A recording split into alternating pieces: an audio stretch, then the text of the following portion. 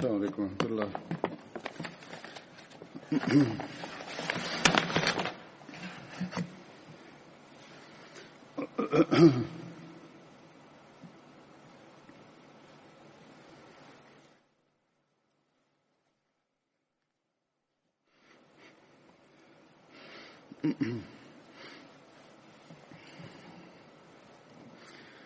أشهد أن لا إله إلا الله وحده لا شريك له وأشهد أن محمدا عبده ورسوله أما بعد فأعوذ بالله من الشيطان الرجيم بسم الله الرحمن الرحيم الحمد لله رب العالمين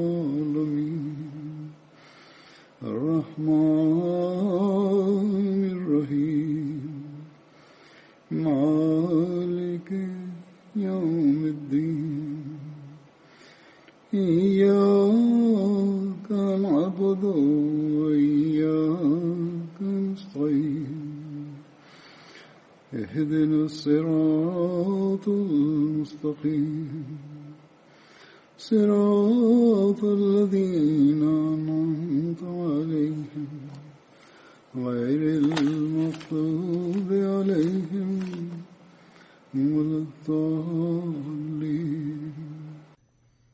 After reciting the Tashahhud, Ta'awuz and Surah Al-Fatiha, Hazrat Khalifatul Masih V, Ayyadullah Ta'ala bin Nasr al-Aziz, stated,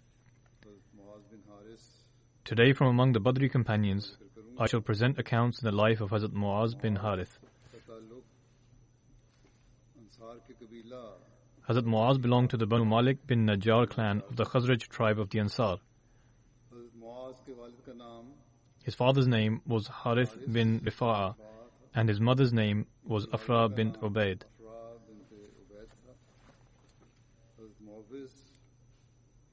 Hazrat Muawwiz and Hazrat Auf were his brothers.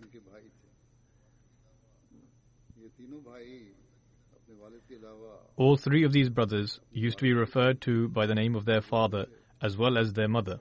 Hence, all three also used to be called Banu Afra.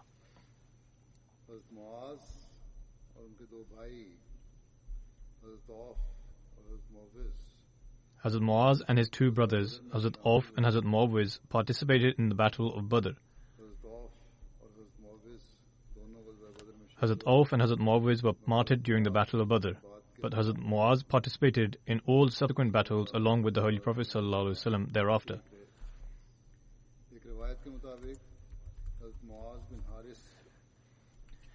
According to one narration, Hazrat Muaz bin Haris and Hazrat Rafi bin Malik az-Zuraqi were among the foremost Ansar who accepted the Holy Prophet ﷺ in Makkah.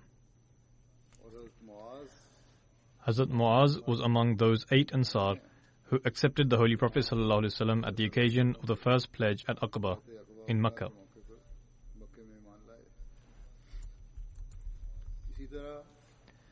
Likewise, Hazrat Muaz was also present during the second pledge at Aqaba. When Hazrat Ma'mar bin Harith migrated from Makkah to Medina, the Holy Prophet ﷺ established a bond of brotherhood between him and Hazrat Muaz bin Harith.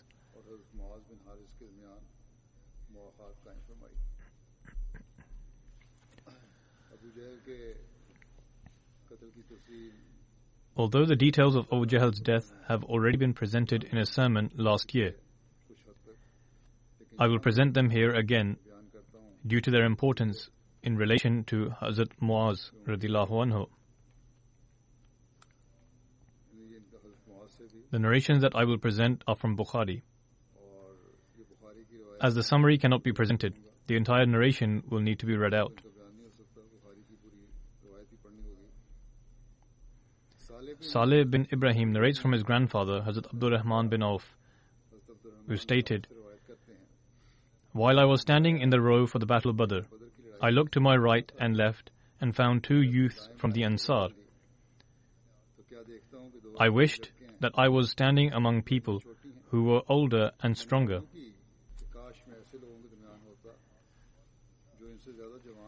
Then one of them tapped me and asked, "Uncle, do you recognize Abu Jahl?" I said to him, "My nephew, what do you want with him?" He replied, "I learnt that he would slander the Holy Prophet ﷺ. I swear by him in whose hands is my life, if I were to see him, my eyes would not move away from him until one of us, whose end has been decreed, dies."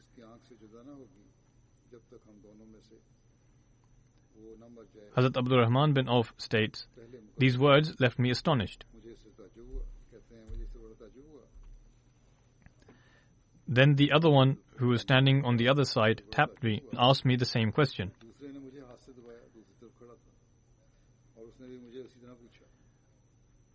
After a short while, I saw Abu Jahl circling among the ranks.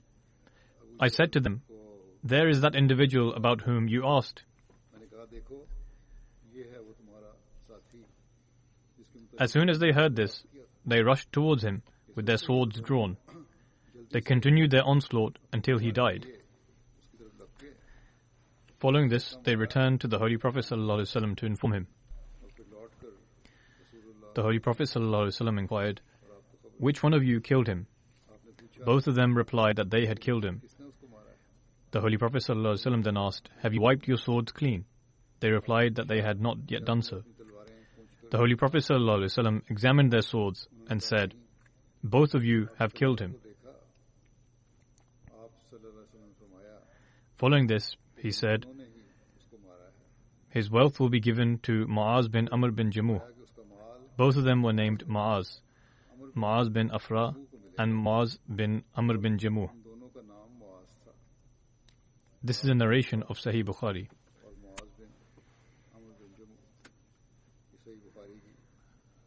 Hazrat Anas radiallahu anhu narrates that on the day of the Battle of Badr, the Holy Prophet ﷺ said, "Who will go to see what happened to Abu Jahl?"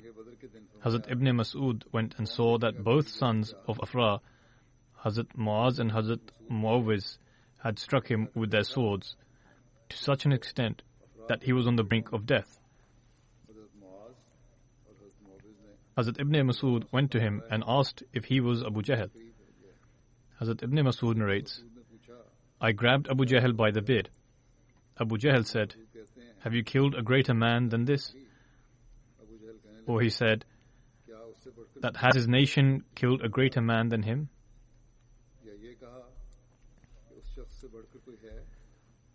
Ahmad bin Yunus has mentioned this in his narration in the following manner, that Hazrat Abdullah bin Mas'ud stated, 'Are you Abu Jahl?'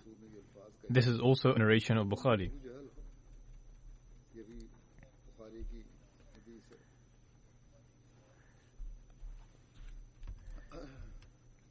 In relation to this narration found in Bukhari, Hazrat Sayyid Zainul Abidin Waliullah Shah Sahib states in commentary, "In some narrations it is mentioned that the two sons of Afra attacked Abu Jahl to the extent that he was on the brink of death, and Hazrat Abdullah bin Mas'ud severed his head later on.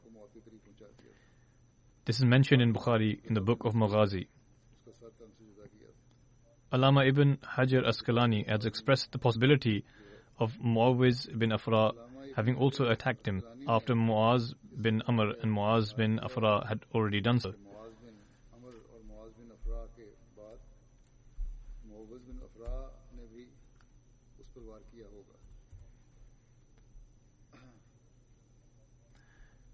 With regards to who took part in the killing of Abu Jahl during the Battle of Badr, in one place we find the details regarding this in the following manner.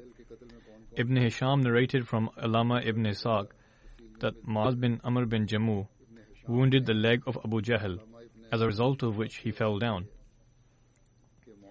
Ikrimah bin Abu Jahl struck Hazrat Mu'az's hand with his sword, which was severed as a result of the blow. Either his hand or his arm was cut off.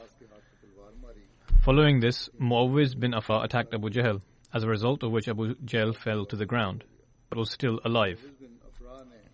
Subsequently, Hazrat Abdullah bin Mas'ud severed his head from his body.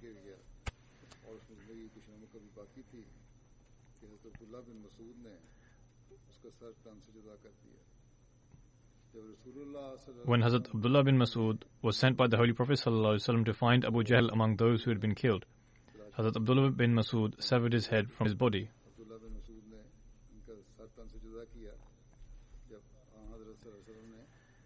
According to a hadith of Sahih Muslim, the two sons of Afra attacked Abu Jahl so ferociously that he died as a result.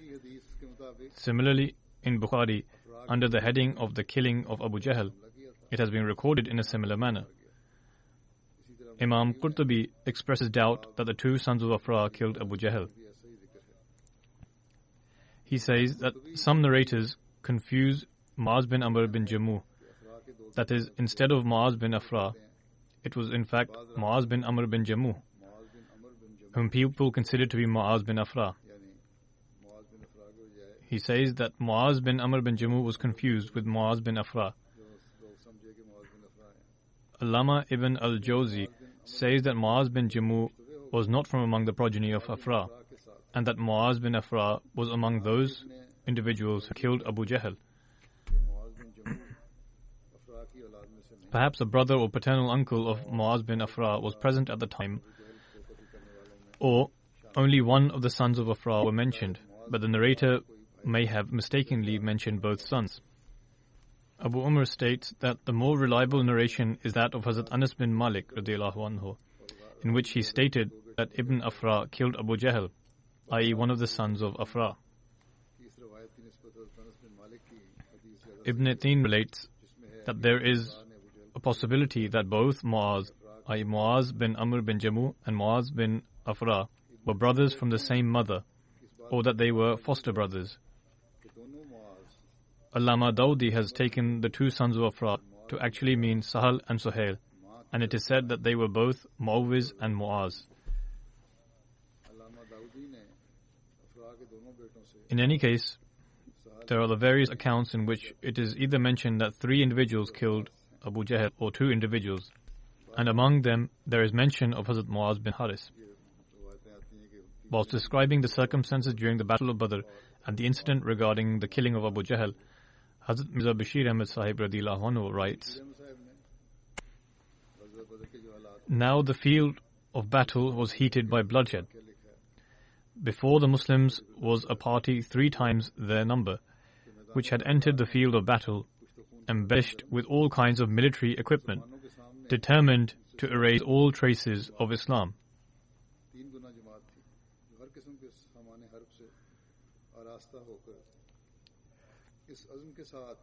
The poor Muslims were fewer in number, lesser in equipment, and struck by shocks of poverty and exile.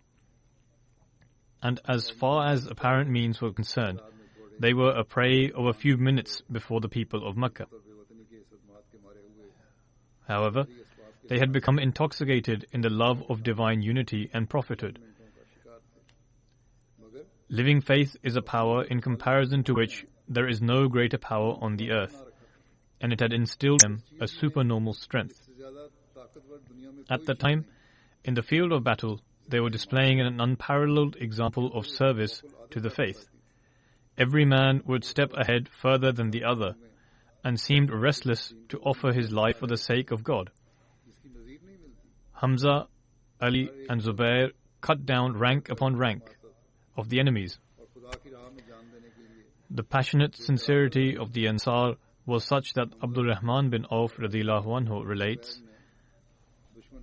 "When the war fully commenced, I looked to my right and left, but found 2 youngsters from the Ansar to both of my sides. Upon seeing them, my heart sank, because in such wars, the outcome of battle greatly depends on the companions to the right and left. Only such a person can fight effectively whose sides are secure." Abdul Rahman adds, "I was still in this state of mind when one of the 2 boys inquired of me in a whisper, as if to keep it secret from the other, i.e., lest the boy on the other side should hear them. 'O uncle, where is that Abu Jahl, who would give grief to the Holy Prophet ﷺ in Mecca? I have made an oath with God Almighty that I shall either kill him or die trying.' I had not yet responded when the other also whispered the same inquiry. कत्ल करने की कोशिश में मारा जाऊंगा. Upon witnessing their courage, I was stunned, अभी उसका जवाब नहीं because Abu Jahl was the general of the army, and he was surrounded by veteran warriors. दूसरे ने भी उसी तरह आहिस्ता से यही सवाल किया. I pointed to him, saying, "That is Abu Jahl." क्योंकि अबू जहल Abdur Rahman then states, लश्कर था. "I had only to make an indication when both children sprung forward like hawks and cutting through the enemy ranks reached there in an instant. Abdul Rahman कहते हैं They executed an assault so swiftly that Abu Jahl and his comrades were left dumbstruck, and Abu Jahl was mixed to dust." काटते हुए एक आन की आन में Ikrimah bin Abi Jahl also accompanied his father. तेजी से वार किया. Although he was unable to save his father, he managed to strike Muaz from behind in such a manner that his left arm was cut and began to dangle. इकरमा बिन अबू जहल भी Muaz pursued Ikrimah, but he escaped. वो अपने बाप को तो ना बचा सका. Since a semi-attached arm was a hindrance in battle, Muaz tore it forcefully from his body and continued to fight. Muaz ने इकरमा का पीछा किया मगर वो बचकर निकल गया. क्योंकि कटा हुआ बाजू लड़ने में मज़ाहम होता था. मुआज ने उसे जोर से खींचकर Whilst relating this incident, कर दिया. Hazrat Khalifa Masih II radiyallahu anhu states, तो खलीफा मसीह साहब Abu Jahl was that individual at the birth of whom camels were slaughtered for weeks and the meat distributed among the people, कि अबू जहल at the birth of whom Mecca was echoing with the sound of tambourines, drums, and other musical instruments, जिसकी पैदाइश पर दफों की आवाज से at the birth of whom the people of Mecca were rejoicing. धमाके धमाके वो ढोल बजाए जा रहे थे. He further writes, बड़े बाजे बजाए when he was killed during the Battle of Badr, it was two 15-year-old youngsters of the Ansar who wounded him. कि मक्के की फजा भी गूंज उठी थी. Hazrat Abdullah bin Mas'ud radiyallahu anhu relates, when the people were returning from battle, की लड़ाई में जब I went to see those injured in combat. 15 साल He too was from Makkah, so Abu Jahl would have recognized him instantly. He states, Masood फरमाते हैं I was walking in the battlefield लोग वापस when all of a sudden I saw Abu Jahl injured and was groaning. आप भी मक्के के ही थे. इसलिए When I approached him, जानता था. he said to me, "It does not seem as if I will survive this. मैं मैदान जंग में My injury has taken a turn for the worse. क्या देखता हूँ Seeing as you are also a Meccan, it is my wish that you kill me to put an end to my suffering. मुझे मुखातब करते हुए कहा कि मैं बचता But as you are aware, I am an Arab chief, and it is an Arab custom to cut the neck in a manner that it would be prominent, as this is the sign of a slain chief. था मेरी तकलीफ दूर हो जाए. लेकिन तुम जानते हो So I want you to cut my neck in this manner." और अरब में ये रिवाज Hazrat Abdullah bin Mas'ud continues, की गर्दनें लंबी करके काटी I cut his neck in a manner that it was short, जारी की. i.e. near to his chin, मेरी ये and said that even your last wish will not be fulfilled. लंबी करके काटना.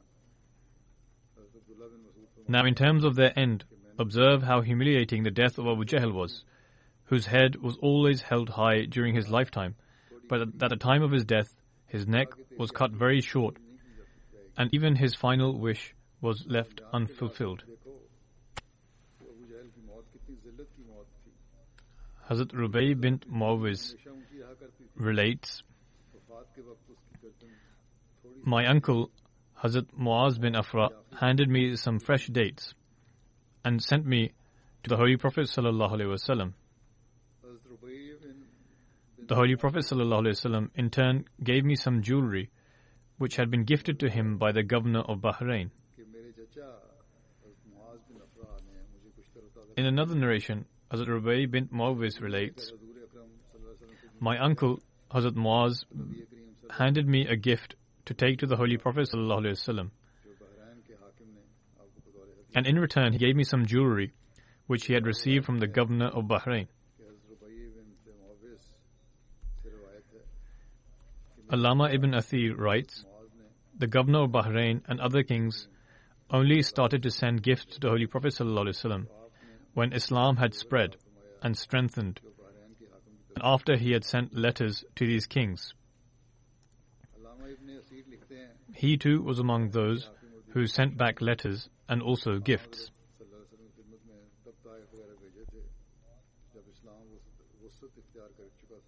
Hazrat Muaz bin Haris married 4 times, the details of which are as follows. Habiba bint Qais, to whom he had a son named Abdullah. His second wife was Hazrat Harith bint Sabra, with whom he had Haris, Auf, Salma, Abdullah and Ramla.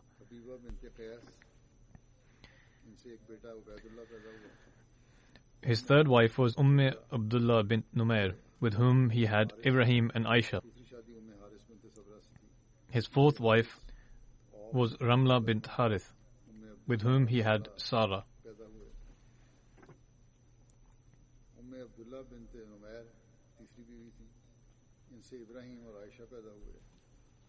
In his book Usdul Ghaba, Allama ibn Athir has recorded several narrations with regards to the demise of Hazrat Muaz radiyallahu anhu.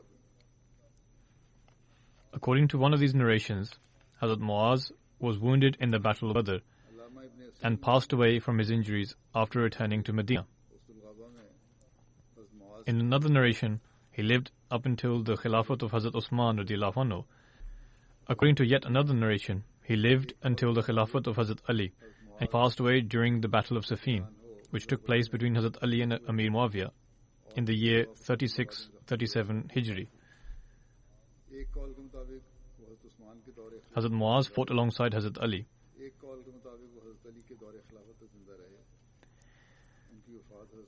In any case, there are different accounts with regards to his demise. If one analyzes the accounts relating to his marriage and his children, it seems that he lived a long life. That is, if these narrations are indeed regarding him.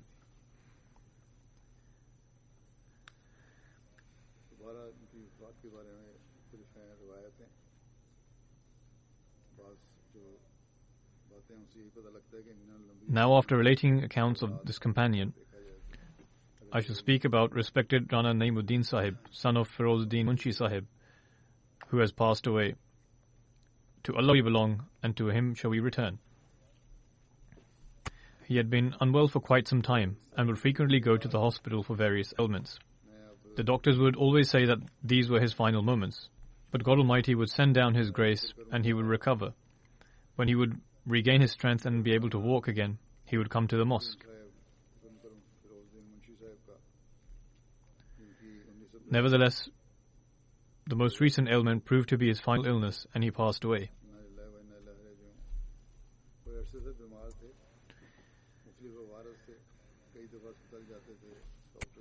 According to the official documentation, Rana Sahib was born in 1934, but according to other accounts, he was born in 1930 or 1932. In official documents, it is recorded as 1934, so in accordance with this, he was 86 years of age. Ahmadiyyat appeared in his family through his father in 1906, when he took the Pledge of Allegiance of the Promised Messiah ﷺ through a letter.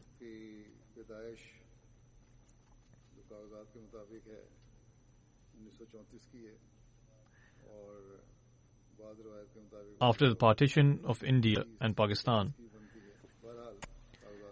his family remained in Lahore.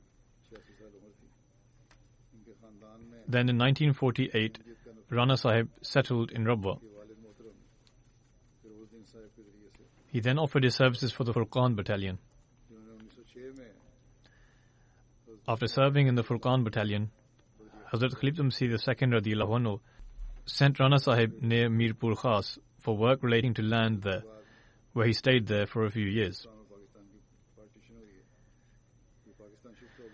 He was a very long-standing member of the Al-Wasiyat scheme, having joined in 1951.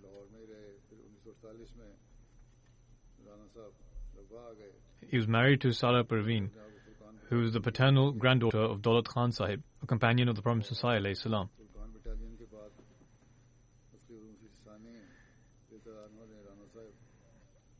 According to the departmental register,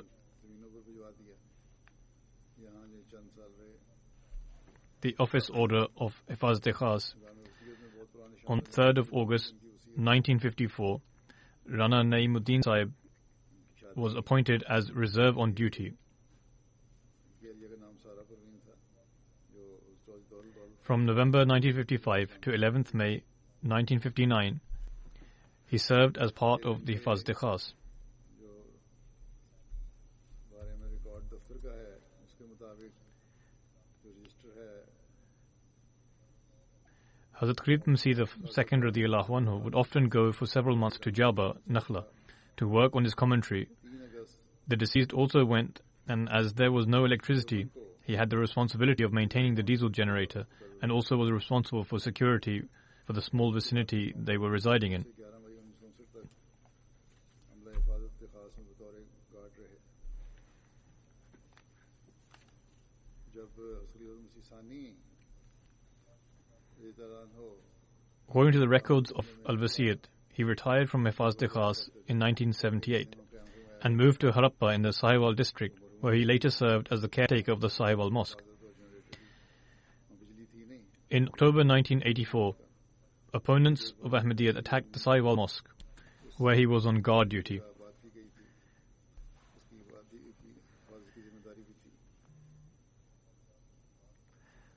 As Rana Naimuddin Sahib retaliated to the attack, he, along with 10 others, had court cases lodged against them. Thus, from 26th of October 1984 to March 1994, he had the blessing of being a prisoner in the way of Allah.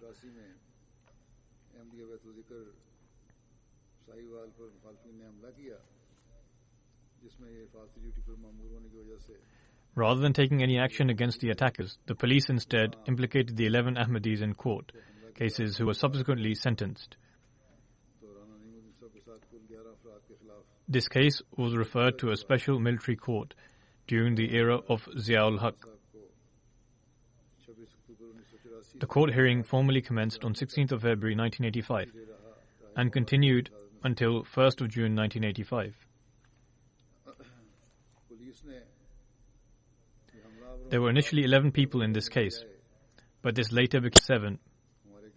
The case of Rana Naimuddin Sahib was declared as pending. 2 of the 11 went abroad and 2 were released. The case of the remaining 7 was declared pending. Later, the same special military court delivered a verdict of the death penalty for Rana Naimuddin Sahib and Ilyas Munir Sahib, Murabbi Silsila. The other 5 were handed 25-year prison sentences. An appeal was made against these sentences, and Lahore High Court in March 1994 ordered their release. After the paperwork was completed, they were formally released on 19th March 1994. As such, these prisoners in the way of Allah were blessed to spend 9.5 years in jail.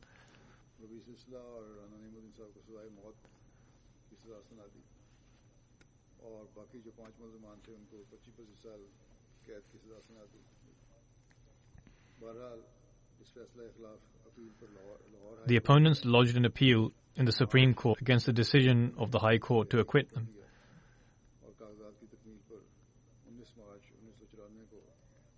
The court hearing began in May 2013, even though the 2 individuals were abroad and did not attend court. And until today, this case is pending. During the period of imprisonment, he was tortured by the police, and they tried to force a confession from him to say that as he was a bodyguard of the Khalifa, he had been sent by the Khalifa to kill Muslims.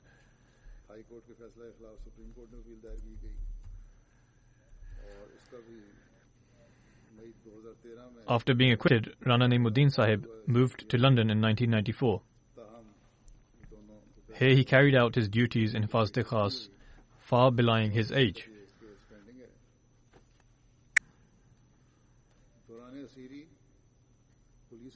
In 2010, his elder daughter passed away, and after a short while, his wife too passed away. He then asked me about travelling to Pakistan. The circumstances made this seem difficult, but nonetheless, I said to go but to return quickly. He travelled there for a few days and then returned. The deceased leaves behind in his family 1 son and 4 daughters. His son, Rana Wasim Ahmed, is a life devotee who serves in the private secretary's office here in the UK. all of the deceased daughters live in London. बेटी की वफात हुई, फिर चंद दिन बाद इनकी अहलिया की वफात हो गई, फिर His son Rana Wasim writes, हालात तो ऐसे थे "Our father always taught us to remain closely attached with Khilafat and that everything was linked to Khilafat. He himself had immense love for Khilafat. He would say that when he went for his duties and he would become invigorated and energized after seeing the Khalifa. He said that the secret of his good health was that despite his age, he carried out his duties. Otherwise, he would just sit in bed at home. He was very punctual and with attending his duty on time, preparing himself 2 or 3 hours before schedule. When I would say to him, 'Father, there is still plenty of time left,' he would reply, 'So what? What will I do just sitting at home?' A doctor, Hisham, has written on similar lines.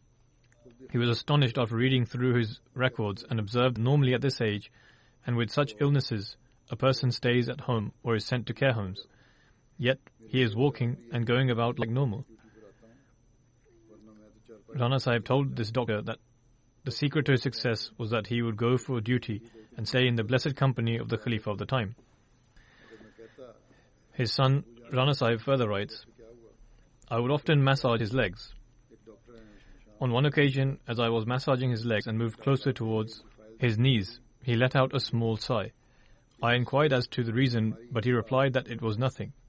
However, I insisted to know what the reason was, to which he replied that it was the result of the injuries sustained whilst he was in prison.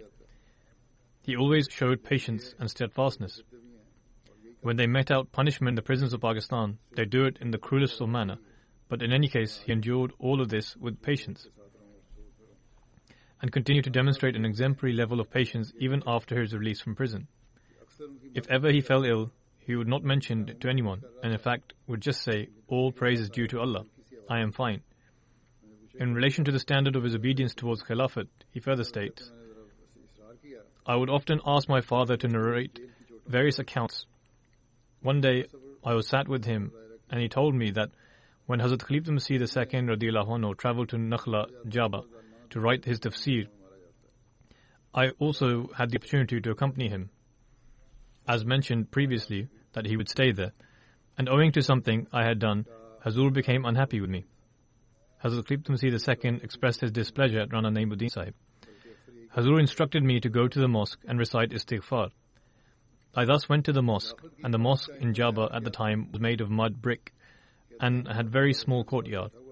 I sat in the courtyard of the mosque and began to recite istighfar, when all of a sudden a powerful storm broke out, and it began to rain heavily.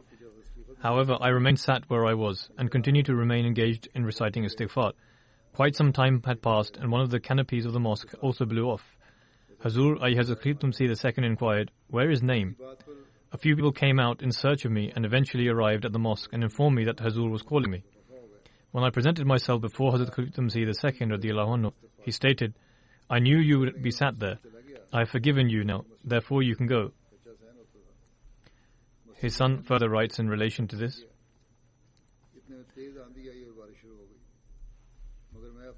"When Hazrat Khalifa Masih II radiyallahu anhu began writing his tafsir, my father had the opportunity to stay close and serve him. He would always express his great joy at this opportunity. It was his habit that he would always share his news of happiness with everyone, but would never tell anyone about any news of sorrow or grief." Describing his qualities, he further writes, "He was an exceptionally compassionate father and a sincere friend.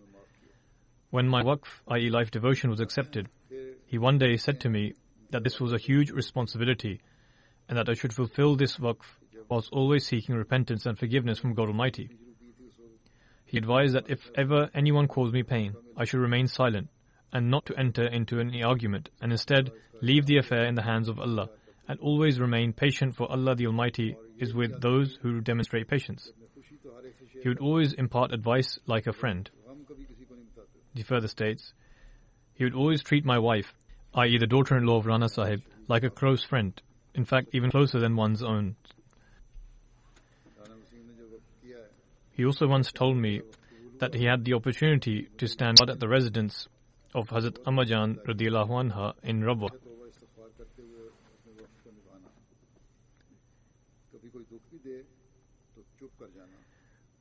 When he entered the scheme of Al-Wasir, he would also encourage his family relatives to also take part in this. He was very regular in paying his chanda, i.e. financial sacrifice, and he would pay his chanda on the first day of every month. And only after that he would spend his money on anything else.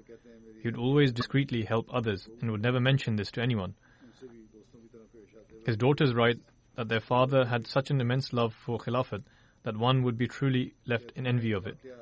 The love for Khilafat was imbued in every grain of his existence, and whenever there was mention of the Khalifa of the time, his eyes would well up.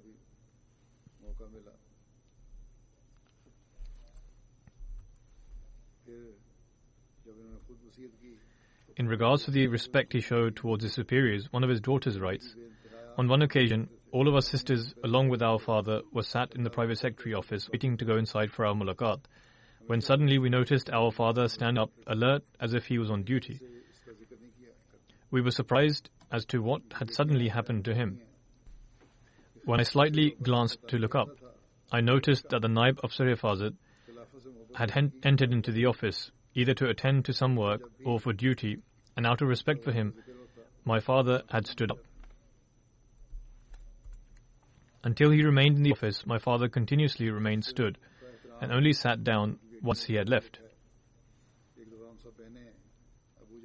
She writes, "Although this incident just lasted for a few minutes, however, it carried many lessons for us.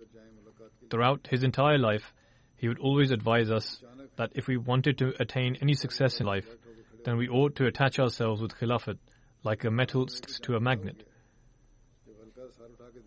She further writes, "A few days prior to his demise, our father gave Eid gifts to all of our sisters and our brother and also his wife. We said to our father that the month of Ramadan has not even started yet. However, he said that one cannot guarantee anything about the future, thus one should not delay in fulfilling their obligations. Hence he gave his children Eid gifts a few days prior to his demise. His daughter-in-law writes, he would take great care of me and would always advise me like a father. When my father passed away, he told me and my husband to immediately go to Pakistan and attend the funerals.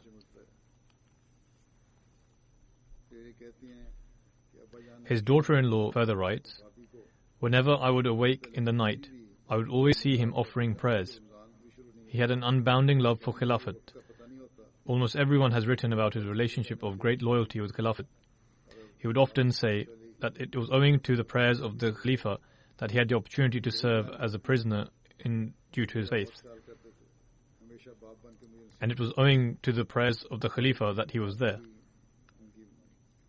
He would also say that due to the prayers of the Khalifa, no one ever knows of what happened to the president of the country who signed the documents for our death sentence. But he, i.e. Rana Sahib, appeared before the world as a living sign. One of his daughters, Abda, writes, he would always advise our children to form a strong bond with God and Khilafat, and would tell them that all their success was dependent upon this. He would always encourage us to recite the Holy Quran and was regular in offering his Tahajjud prayers. She further writes, I have never seen in my entire life that he ever missed the Tahajjud prayer. He indeed prayed profusely for us. He was very hospitable and would always look after his less affluent relatives. Rana Sahib continued to regularly pay the chanda on behalf of his parents and wife after their demise.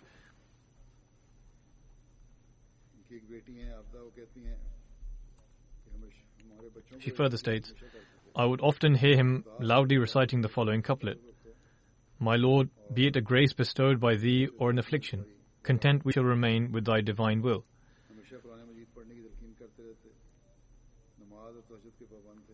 She further writes, after the demise of our mother, he took even greater care of all of our sisters and treated his daughter-in-law more than even one's own.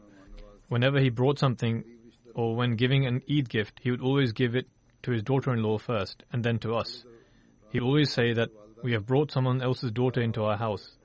Therefore, we ought to take even greater care of her, as I will be held accountable before my God.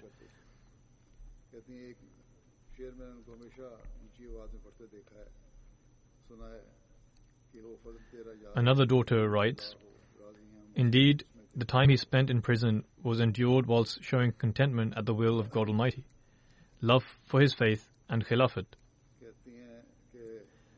Let alone a complaint, we did not even hear the slightest expression of discontent. He always offered his prayers and tahajjud on time. Even during his illness, he would never miss the prayer. Due to the torture he suffered in prison, he developed problems in his kidneys, which intensified in the latter stages of his life. He also had breathing problems. However, we never heard any such words uttered by him of anguish or despair. He would say, 'All praise is due to Allah and nothing else.'"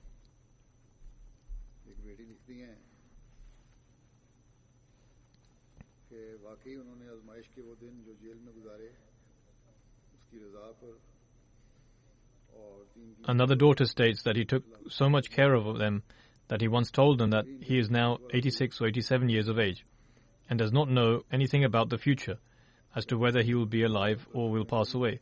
Therefore, upon his demise, he should be taken to Pakistan. Moreover, he told his daughters that he had kept money aside for their tickets, so that when it comes to taking his funeral, they will not need to ask for them from their husbands, and they will instead take their father's funeral with the money provided by him. Due to the current situation, it was not possible for the funeral to be taken to Pakistan.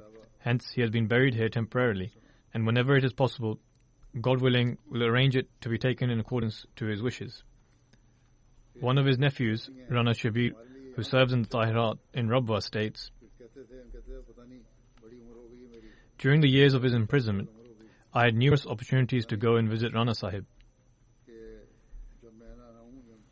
Whenever we would go into the prison to give him some provisions,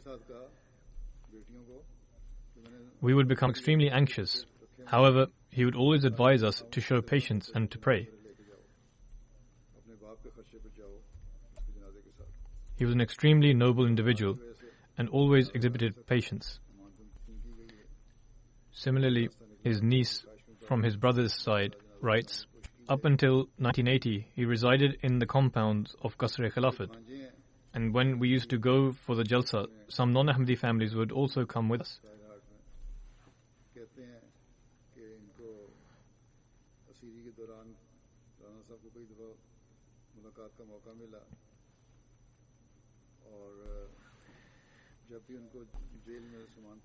This is his wife's niece, Rubina Sahiba.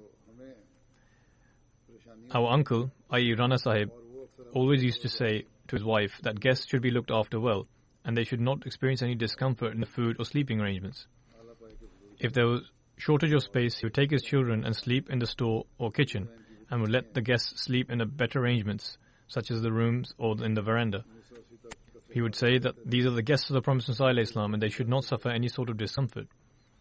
One of his nephews says that when he visited him in prison and inquired about him and also what happened, he replied in a passionate manner, "Son, you must always safeguard the honor of the kalima, even if it means sacrificing your life in the process."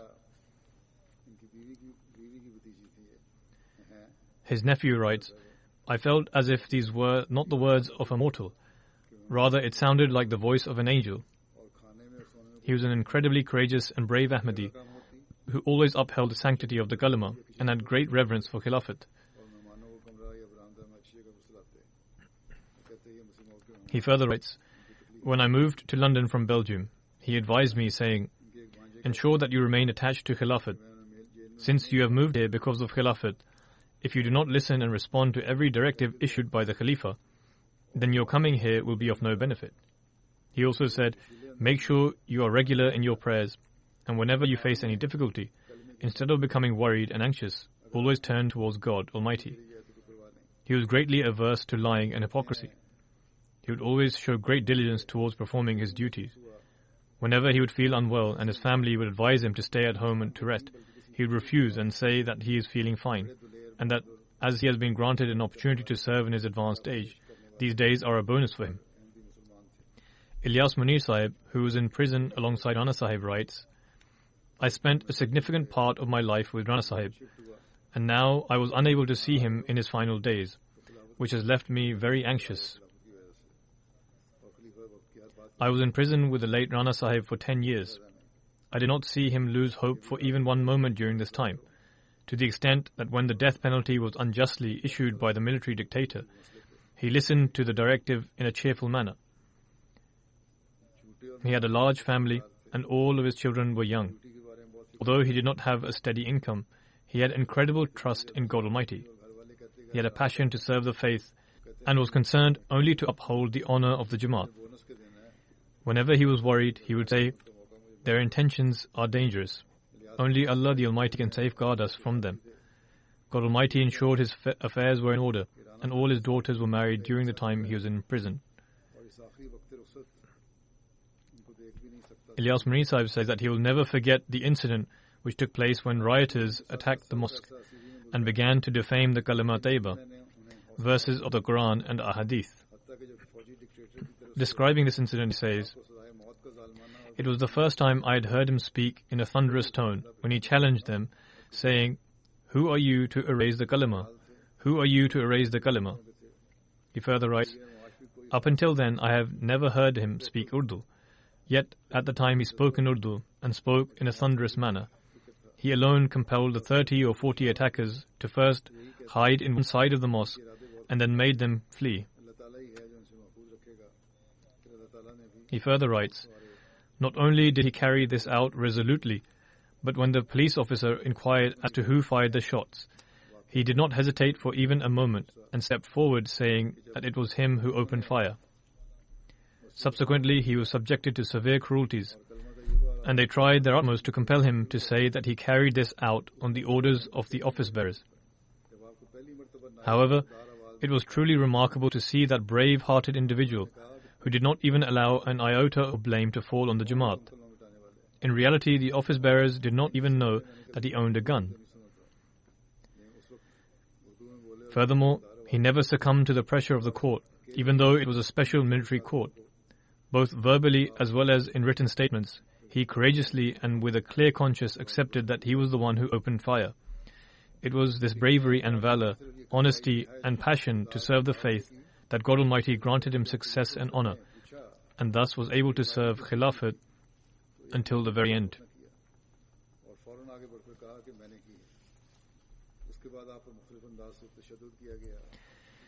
Ilyas Mani Sahib further writes, "During our imprisonment, his father would send them the sermon of Hazrat Khalifah Masih IV rahimahullah.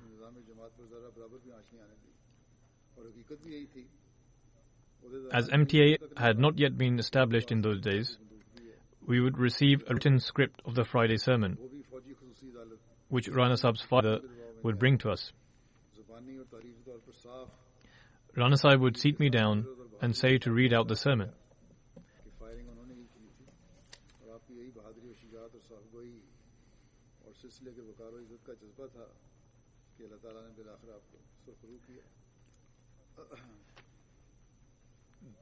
The prisoners on death row would be kept in separate cells, but would be allowed out for a short while.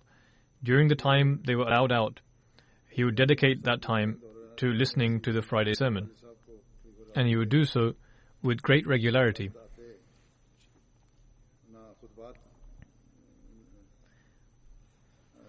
He then writes, whenever possible, he would ensure that we offer the prayers in congregation. In fact, whenever possible, he would call the other Ahmadis in prison to join. With regards to Ramadan, he writes, during our time in prison, we observed Ramadan in the intense months of May, June, and July. Despite his advanced age and the hardships of prison, he would fast the entire month of Ramadan. He further writes, he displayed extraordinary resolve and patience and happily faced every situation.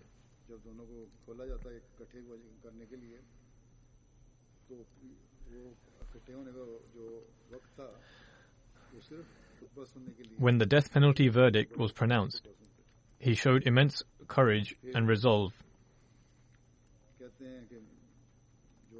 And this was something that was felt by others as well. He writes, when the death penalty verdict was issued with the signature of the President, one prison warden came to Rana Naimuddin Sahib, who was older in age than him, and said, "The Mirzais are very strange. They have been given the date of their death penalty, and their end is near, yet they express no sign of concern. They do not worry in the least." Nonetheless, he began a lengthy discussion. Rana Sahib said that he understood that the warden did not know that he was an Ahmadi. Thus, when he finished speaking, Rana Sahib asked him, "Do you see any sign of concern in my expression?" He replied in the negative. The warden was astounded upon discovering that Rana Sahib was also an Ahmadi.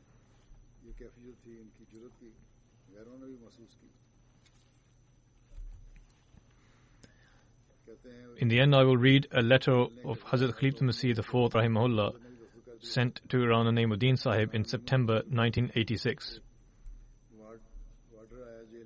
Part of the letter is as follows. "I have received your sincere and heartfelt letters. You stand resolutely with unwavering faith, which is indeed greatly admirable. The chosen ones of God who wish to reach the highest ranks must first cross these difficult and testing paths. I greatly admire this opportunity that you have been blessed with. A tree is recognized by its fruits. You all are the flourishing branches and sweet fruit of the tree of the promised Messiah ﷺ, and Allah the Almighty will never forsake you. The Jamaat is praying for you. My prayers are also with you.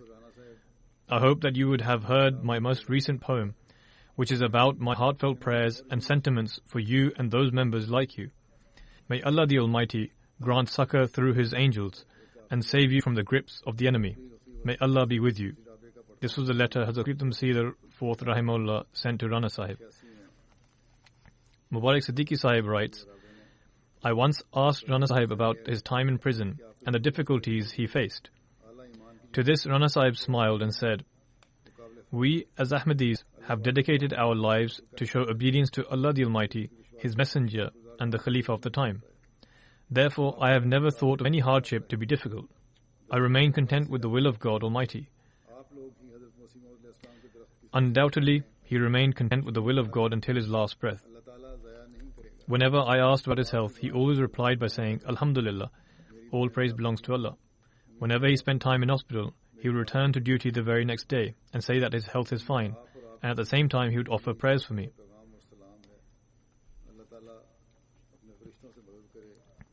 As mentioned earlier, one doctor said that those people who suffer from such ailments in which their legs are swollen are normally unable to leave the house, whereas he performs all his duties.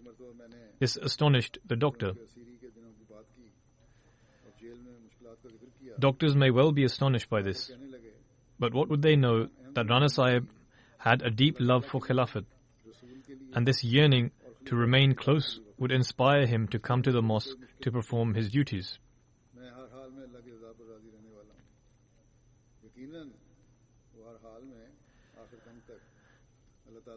I always saw tranquility and love for Khilafat emanate from him. May Allah the Almighty bestow His love and affection on him in the next life and grant him a place among His loved ones. I have known him since childhood, and as mentioned earlier, Rana Sahib would accompany the Hazrat Khalifatul Masih II radiyallahu anhu when he would go to Jaba Nakhla. In the summer, we would also go there for a few days.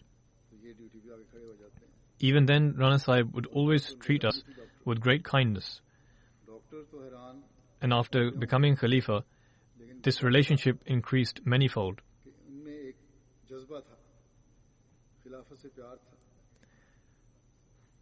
The incidents that we have heard about his loyalty and passion for Khilafat were always visible in his character.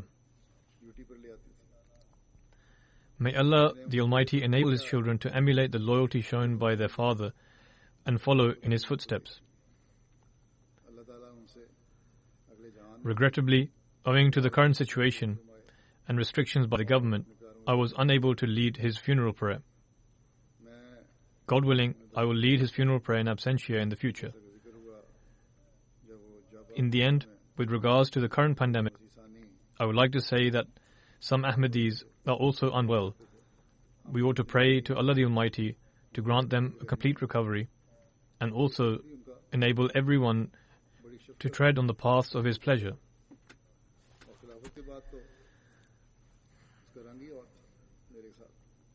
May He enable us to worship in the true sense and fulfill the rights due to mankind, and swiftly alleviate the world of this pandemic. May Allah enable the world to see reason and recognize the one God. May they recognize His unity and worship Him. May Allah shower His mercy on everyone.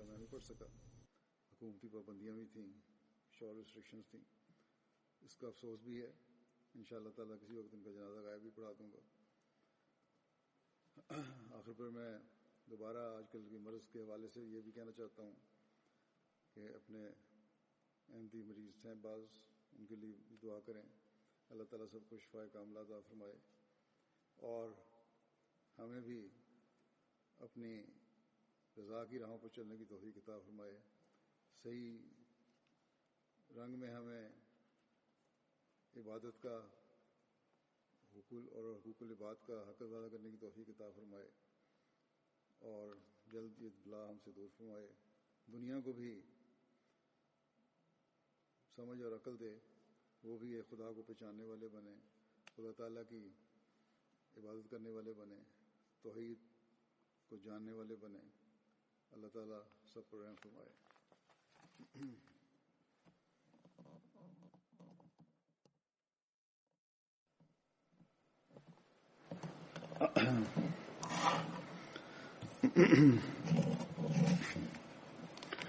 Alhamdulillah